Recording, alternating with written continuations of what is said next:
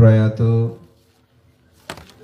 নতুন চন্দ্র মসুদ্দির বংশ পরাক্রমায় সকল জ্ঞাতিগণকে স্মরণ করে আয়োজিত আজকের এই মহতি পূর্ণময় অষ্টপুরস্কার সংগদান পাঠান পাঠ অনুষ্ঠানের পরমাদ্য সভাপতি শাসন কান্ডারী পরম শ্রদ্ধেয় সুমঙ্গল মহাতের মহোদয়, প্রধান জ্ঞাতি বরেণ্য সাংঘিক ব্যক্তিত্ব 21 পদকপ্রাপ্ত পরম শ্রদ্ধেয় ডক্টর জিনপতি মহাতের মহোদয়, প্রধান অতিথি বরেণ্য সাংঘিক ব্যক্তিত্ব আমার পরম কল্যাণ মিত্র পরম শ্রদ্ধেয়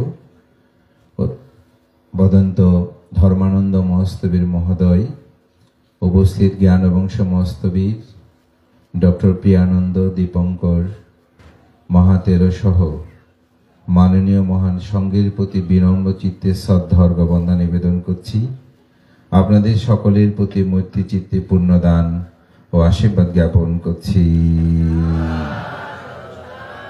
আমার পরম কল্যাণ মিত্র শ্রদ্ধেয় ধর্মানন্দ ভান্তে, তিনি আমাকেও সময় দান করলেও ভান্তের প্রতি কৃতজ্ঞতা জানাই।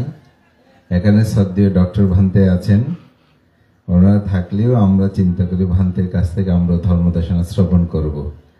তাই আমি ছোট্ট একটি শুধু উপমায় গল্প দিয়ে আমার দেশনাটা শেষ করব।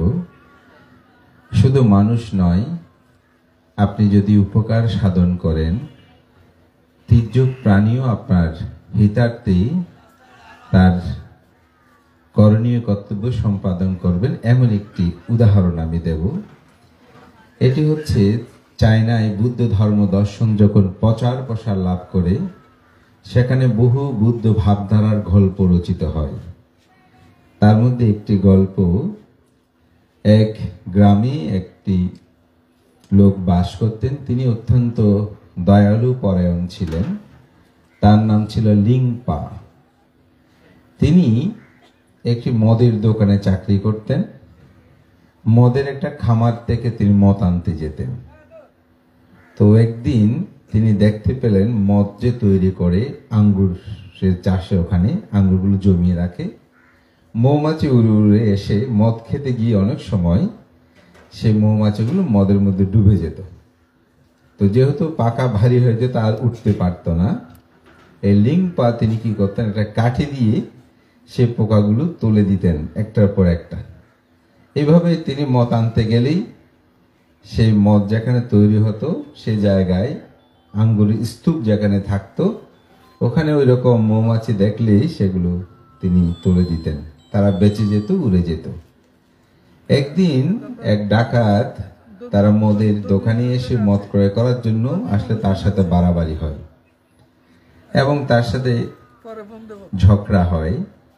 শেষে তারা সেখান থেকে চলে যাওয়ার পর এক বাড়িতে ডাকাতি করতে গেলে তারা করলে দূরতে দূরতে পুলিশের হাতে তারা ধরা পড়ে।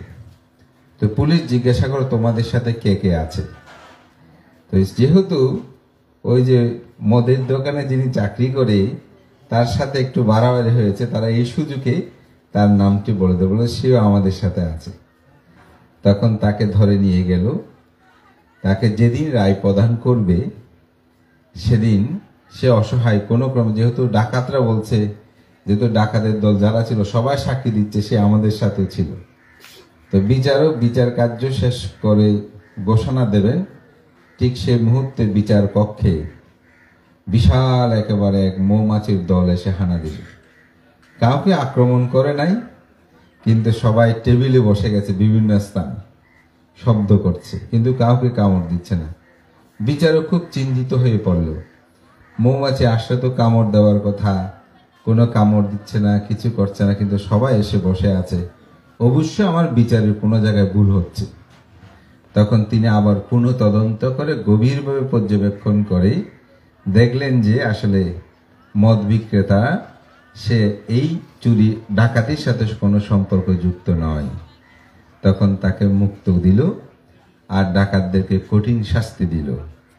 এটি চায়না বুদ্ধ সভ্যতার যখন বিকাশ ঘটে, প্রাণী হত্যা না করলে প্রাণীর প্রতি যে দয়াশীল হলে কি হয় তার একটি গ্রন্থ প্রকাশিত হয়। সেখান থেকে আমি মূলত এটা বলেছি, এটা কোনো ত্রিপিটকের গল্প নয়।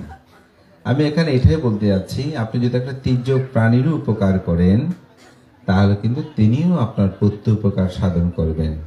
তো বুদ্ধ এটাকে বলেছেন দুর্লভ। অঙ্গুত্তনিকে দুই নিপাতে বুদ্ধ বলেছেন, দেমে ভিক্ষাবি পুঘ্ঘালু দুর্লভ লোকাস্মি। হে ভিক্ষুগণ, জগতে দুই ধরনের ব্যক্তি বড় বেশি দুর্লভ। ইউসা পুব্বাকারী, ইউসা কথাইয় কথা বেদি। যিনি আপনার পূর্বের উপকারের কথা স্মরণ করবে এমন মানুষ খুব কম জগতে। দেখবো অনেকে স্বীকার করতে চায় না, মনে করতে স্বীকার করলে আমি ছোট হয়ে যাব।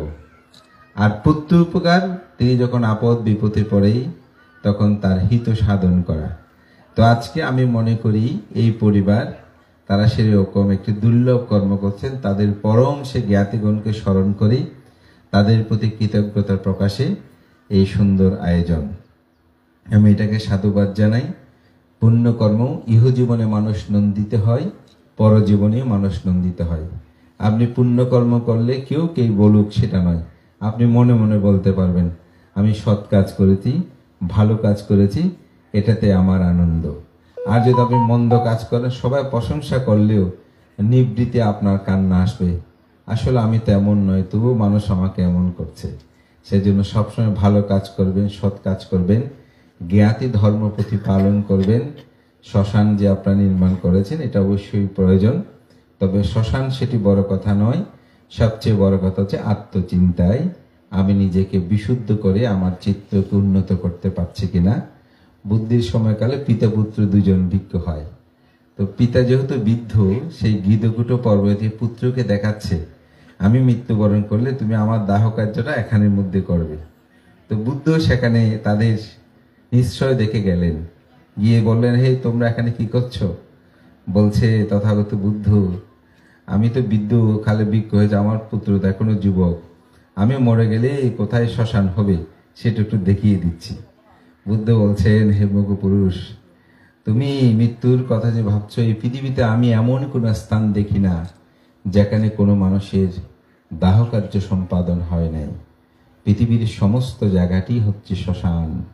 সুতরাং সেই চিন্তা না করে তুমি কিভাবে বিমুক্তি লাভ করবে, কিভাবে তুমি সমস্ত আসক ক্ষয় করবে, সেই চিন্তায় তুমি নিমগ্ন হয়ে আত্মসাধনায় নিমগ্ন হও। তো সুতরাং আমাদেরকে সেই চিন্তাও করতে হবে যে আমি মৃত্যুর পরে যেন আমার জীবনটি ঊর্ধ্বগতি হয়, আমি নির্বাণমুখী হই। এই প্রত্যয়টি আমাদের সবার মধ্যে বিদ্যমান থাকুক, এই আহ্বান করি। আমাদের প্রকাশ মুর্শিদি মহোদয় তিনি অনেক আসলে কষ্ট করে বারবার আমাকে ফোন করে যোগাযোগ করেছেন। আমার অত্যন্ত পরম প্রিয় দায়ক, আমার প্রত্যঙ্গা বিহারেরই, যিনি প্রতিষ্ঠাকালীন সময় থেকে জড়িত, আমাদের সদ্ধর্ম সেবক, যাকে আমরা এস ব্যুরো হিসেবে জানি, মিরস রায়, উনি সহ বারংবার যোগাযোগে আজকে আমাদের বহুবিধ অনুষ্ঠান থাকা সত্ত্বেও এখানে উপস্থিতি, তার আগ্রহ, তার মাতৃদেবী বাক্যকে প্রতিপালনের জন্য আমি পুণ্যদান করছি। উপাসিকা সহ পরম জ্ঞাতিগণ তারা যেখানে উত্তম এই পুণ্য আসে লাভ করে সুখী হোক, আপনারাও সুখী হন। সবাই ধর্মময় জীবনযাপন করে এই প্রত্যয় ব্যক্ত করে সঙ্গকে বন্দনা জানিয়ে আমার সংক্ষিপ্ত ধর্ম কথা এখানে শেষ করছি।